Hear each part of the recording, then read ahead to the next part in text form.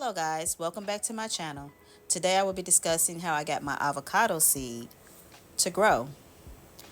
I purchased the avocado from the grocery store. I took the seed out and I took the dark outer layer off the seed. I placed it in a damp napkin and placed it somewhere nice, dark, and cool in my garage.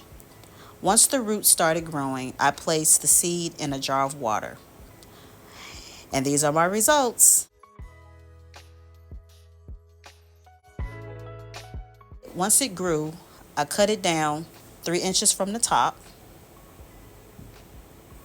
And these are my results now. I'm just waiting on it to grow. And once it grow back with 6 or more leaves, I will take it out of this jar of water and plant it in a pot of soil. Thanks for watching. Come back to see the results. Like and subscribe.